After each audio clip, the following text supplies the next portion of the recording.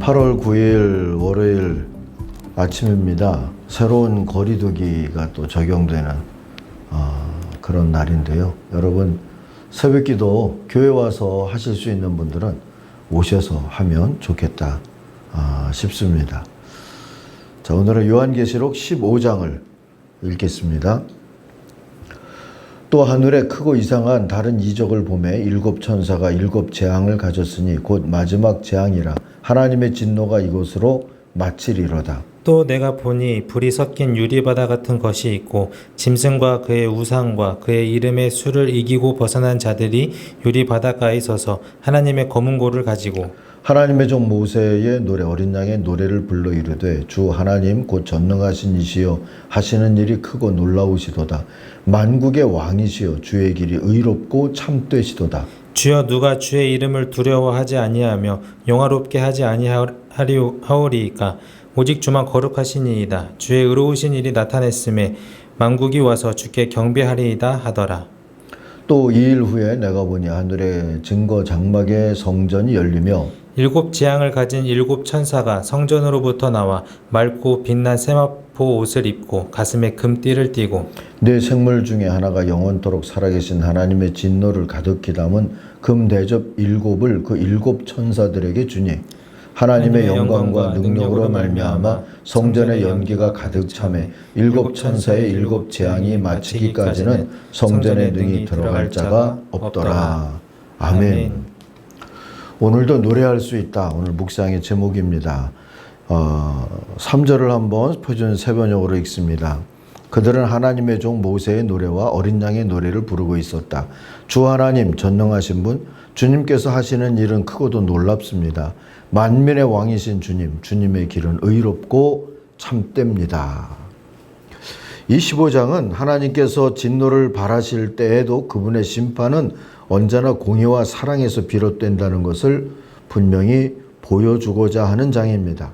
1절을 보시면 요한이 하늘에서 아주 크고 기이한 또 다른 이적을 보게 되는데 일곱 천사가 가진 일곱째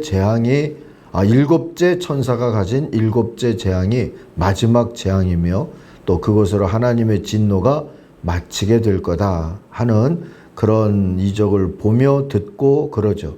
그러나 그 전에 하나님의 공의를 찬양하는 노랫소리를 듣게 됩니다. 마치 이렇게 재앙이 하나님이 싸우러 나가시는 그런 역사, 하나님의 군대가 역사하러 나가는데 뭔가 노래를 불러서 응원하는 것처럼 그렇게 노래가 불려지고 있는 거죠. 2절을 보니까 그 찬양은 짐승 우상을 이긴 자들이 불렀다 그래요. 3절 4절을 보니까 하나님의 종 모세의 노래와 어린 양의 노래였다 그럽니다. 이 말이 상징하는 것은 하나님의 언약 전체와 말씀 전체를 상징하는 이름들이죠. 모세는 구약을, 어린 양은 신약을 상징하는 그런 걸로 단순하게 생각해도 좋을 것 같습니다. 주께서 선택하신 역사를 통해서 주신 약속과 온 세상과 화해를 이루신 것으로 그 약속을 성취하신 것과 완성하실 일을 찬송했다 하는 그런 뜻입니다. 노랫말을 보실까요? 표준 세번역으로 3, 4절을 읽습니다. 하나님 전능하신 분, 주님께서 하시는 일은 크고도 놀랍습니다. 만면의 왕이신 주님, 주님의 길은 의롭고도 참되십니다. 주님, 누가 주님을 두려워하지 않겠습니까? 누가 주님의 이름을 찬양하지 않겠습니까? 주님만이 홀로 거룩하십니다. 모든 민족이 주님 앞으로 와서 경배할 것입니다. 주님의 의로운 행위가 나타났기 때문입니다. 신약과 구약을 막론한 그런 말씀들이 여기 모아져 있습니다. 그래서 노랫말이 되었어요. 모세의 노래요, 어린 양의 노래다 하는 이 노래입니다. 이 노래가 하나님의 방식 속에 있는 의와 진리와 정의를 찬양하고 있다는 것이 중요합니다. 우리가 하나님의 사랑만 주목하다 보면 하나님이 사랑하시는 자녀들을 공의로운 세상에 두고 싶어 하신다 하는 것을 간과하게 되고요. 하나님의 공의로운 진노를 두려워하다가만 보면 어린 양의 사랑을 간과할 수 있는 것처럼 말입니다. 그래서 오늘 주신 말씀 속에 이 찬양 속에 있는 의와 진리와 정의를 찬양하는 이 모습을 우리들이 하나님의 사랑 속에서 심판도 또 재앙도 진행되고 있다.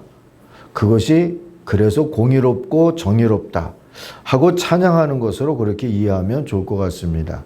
5절 이하를 보니까 하나님의 진노의 대접을 쏟을 천사들에 대한 묘사인데요. 이들은 여느 사람들의 개인적인 보복과는 달리 하나님의 공적인 진노와 심판이 거룩하고 순결하다 하는 것을 그들의 있는 모습 그대로 보여주고 있습니다. 5절을 보세요. 그 뒤에 또 내가 보니 하늘에 있는 증거의 장소인 장막 성전이 열리고 그 성전으로부터 7 제난을 들고 7 천사가 나왔습니다. 그들은 깨끗하고 빛나는 모시옷을 입고 가슴에는 금띠를 띠고 있었습니다. 또 네 생물 가운데 하나가 영원 무궁하도록 살아계신 하나님의 진노를 가득 채운 금대접 7개를 그 7 천사에게 주었습니다. 했잖아요. 이들 천사들에 대한 묘사가 하나님의 성품과 연관되어 있다는 것도 중요합니다. 천사들은 세세토록 계신 분, 또 그 영광과 능력으로 인하여서 성전을 연기로 가득 채우시는 분의 진노를 지금 전달하고자 하는 것이지요. 이 8절에 나오는 묘사는요, 이사야 6장을 생각하게 하는데 이사야가 하나님의 영광을 보고 자신의 부정함을 깨달은 것을 연상하게 하는 그러한 장면입니다. 자, 이 7 재난의 30격에 해당하는 이 15장을 한번 정리를 요약을 해보면 아침 큐티 내용인데요. 하늘의 크고도 놀라운 또 다른 표징은 마지막 재난을 뜻하는 것이고요. 이 재난은 용의 환란을 이겨낸 교회와 성도가 부르는 하나님의 종 모세의 노래와 어린 양의 노래와 함께 시작이 되죠. 응원가요, 승전가인 셈입니다. 7 대접의 재앙이라고 부르게 되는 이 재난이 이제 내일 16장부터 시작되는데요. 이 재난은 하나님의 마지막 진노라고 했고요. 짐승의 표를 받은 이들을 홍해에 수장하고 성도를 최후의 완성된 구원으로 들어가게 하는 출애굽적인 재앙입니다. 홍해를 건넌 후에 모세가 그랬듯이 출환난 출세상을 한 성도는 의롭고 참된 주님의 구원을 찬송하면서 주님의 구원의 완성을 또 기뻐하게 될 겁니다. 우주적 종말에만 그럴 것이라는 게 아니라 짐승과 그 짐승 우상과 그 이름을 상징하는 숫자를 이긴 성도라면 2절의 표현처럼요, 오늘도 언제든 승리의 노래를 하며 살 수가 있습니다. 그러니 용기를 내서 짐승의 위협과 유혹에 맞서 싸우십시다. 아니, 맞서 싸우고자 천사들을 동원하신 하나님의 역사를 응원도 하고 또 승전가로 찬송도 하며 주님의 승리와 우리의 구원을 노래하면서 그것이 완성되기를 믿고 소망하는, 그래서 여전히 노래할 이유가 있는 그런 오늘 하루 복된 한 주간이 되기를 주의 이름으로 축원합니다. 기도하겠습니다. 하나님 아버지, 주님은 늘 승리하시는 분이심을 믿습니다.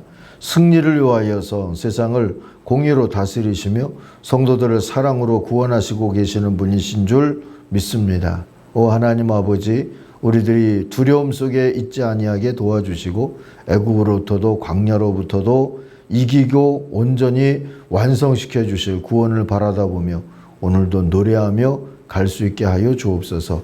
예수님의 이름으로 기도하옵나이다.